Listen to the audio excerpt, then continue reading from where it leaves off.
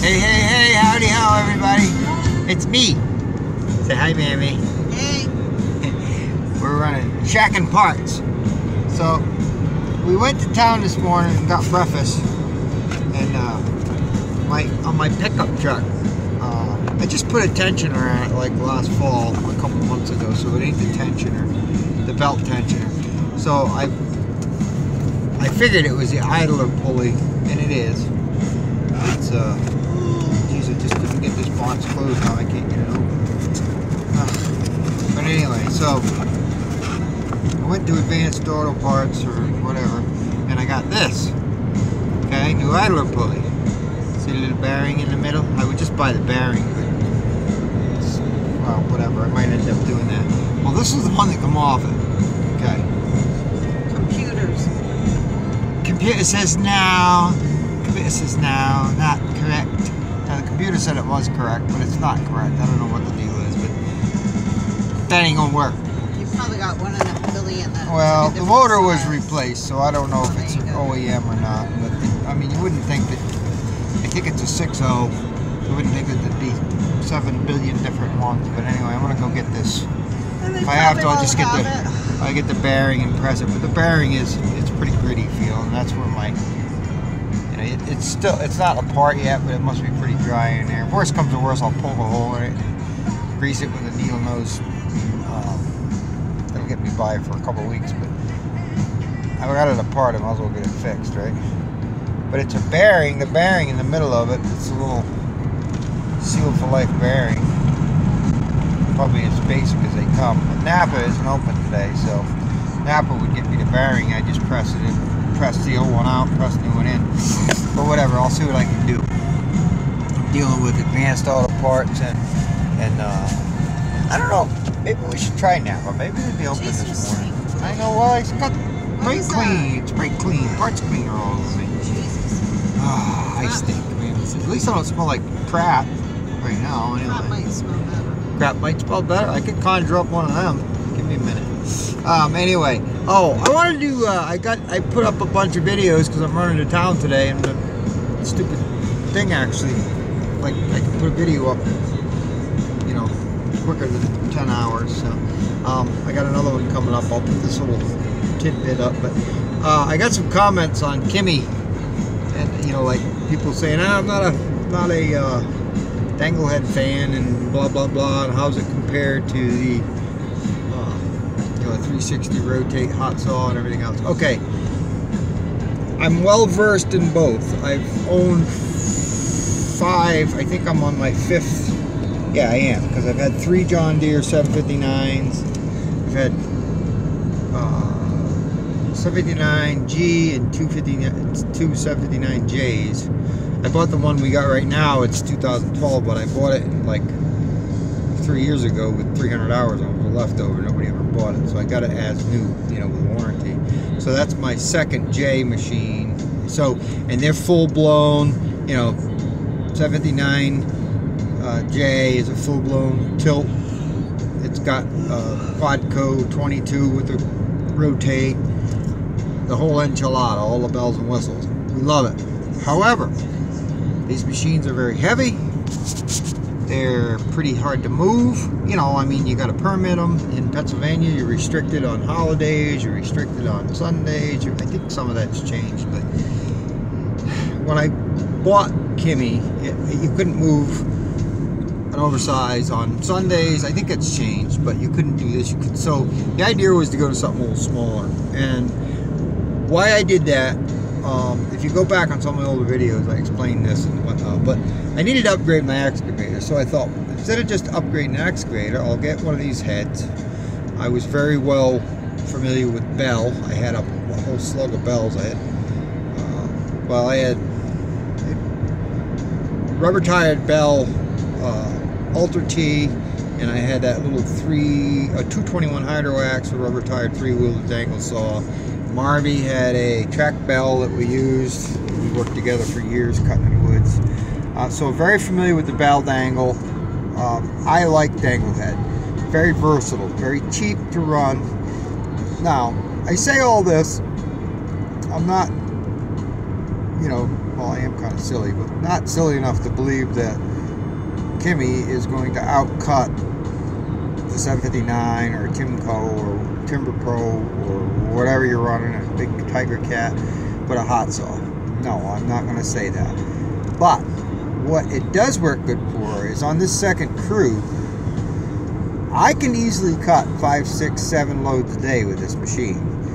So the way we're set up in the hills that we run, the terrain that we run, you're not going to do much more than that. I mean, with a couple skidders and a landing machine, I mean, if you can do that, if you can get 25 loads with 3 or 4 guys in the terrain we work, 25, 30 loads, you're doing good. And our rates reflect that. You can make some pretty good money around here doing that amount of work because, it's tough going. I mean, we're not on, like Cotton Top. Them guys do an amazing amount of wood, but they're in nice terrain compared to our terrain. They get in their binds too, don't get me wrong. I'm not saying that's a cakewalk either. But we have the same slippery, slimy mud and clay and everything else. We have the ice and the snow, and we have mountains. So we're in some pretty rugged terrain here most of the time. It's very, very hard ground to work. So the idea was to get a little machine that was very versatile, and you'll see on some of my videos that I call it the little Swiss Army knife. The thing is so stinking versatile, and to my surprise, happily, I can mow a lot of wood with that little thing. I mean, I can mow a lot of wood. I mean, if I can keep everything going and keep from sticking it in the mud, I mean, literally, I had a day and a half's wood down ahead of Taylor, and he's no slouch on that 748. I mean, he pulls a lot of wood. Now, granted, we're on kind of a long skid, and it's slower going because it's wet, blah, blah, blah. But yeah, so I get questions about how does it compare. It does not compare as far as just flopping wood on the ground and accumulating wood and yada yada. However, if you're going to cut the tops out of it and semi-process it, get the bigger tops out, it's fast. It's actually faster, not cutting the tree off and throwing it on the ground. But to me, to have that big machine wasting time picking the tree up and gathering around and cutting the top out with that big 360 and the hot saw that's always running, and you know anybody who runs a hot saw knows you got to kind of grab it cattywampus in the clamps, because if you grab it straight on, you're going to cut the tree in half. It's just not very handy for, like if you blow something over and you go to get the stump off, pick it up with the stump on it, you're digging into the ground all the time with the hot saw.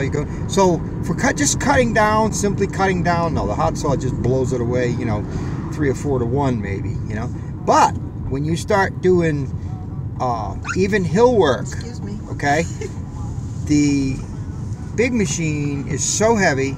If you do lose it, if you do sink it, if you do slide it, you're in trouble.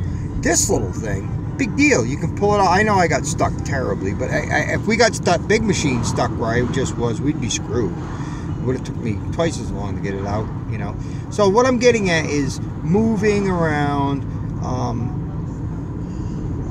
like processing through a pile, dumping the tree. You can do it all with this thing, and it's very economical. I like it.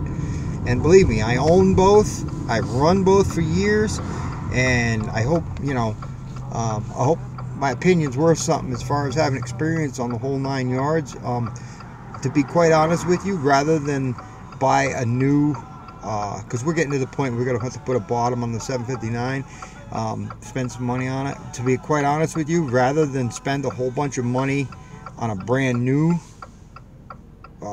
big fella buncher, I'm thinking about picking up another excavator with a saw head and just rebuilding and doing a new bottom on ours and just keep ours for a long time, because it's been a good machine. And right now, kind of been looking at a 225 John Deere that Randy Boland's got with the head and everything on it for $135,000, and then just revamping our big machine as we need it. I think that's a better way to go, to be honest with you.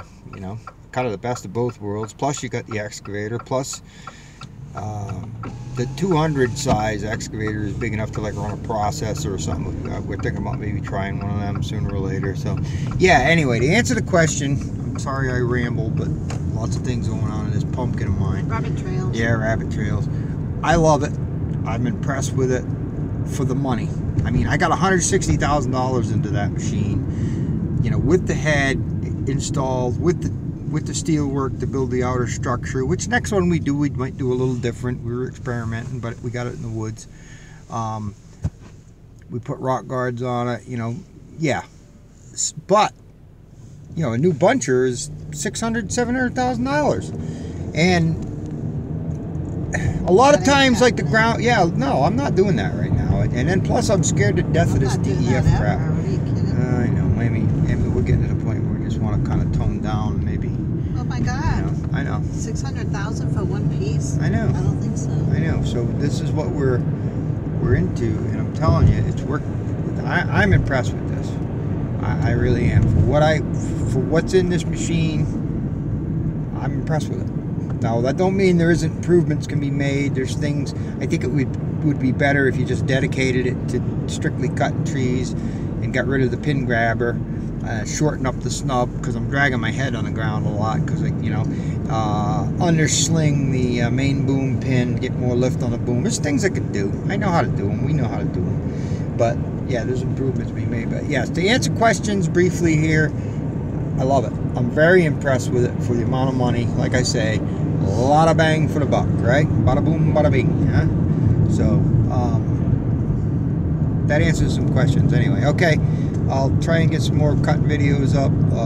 Trying to figure out different ways to where to put the camera so we can get some interesting shots, because I know it's probably getting boring to everybody. But, So we're not going to throw up watching that twist and move. yeah, I was I getting told you, Dramamine. Dramamine. Yeah, you gotta have Dramamine. Oh my You're gonna get God. seasick. That was awful. Okay, say ta-ta, Grandma. Ta-ta, Mandaroo. Grandma. Ta-ta, Mandaroo. Driving as usual. Yeah, she's my chauffeur. Okay, Yeah. see you guys. Bye.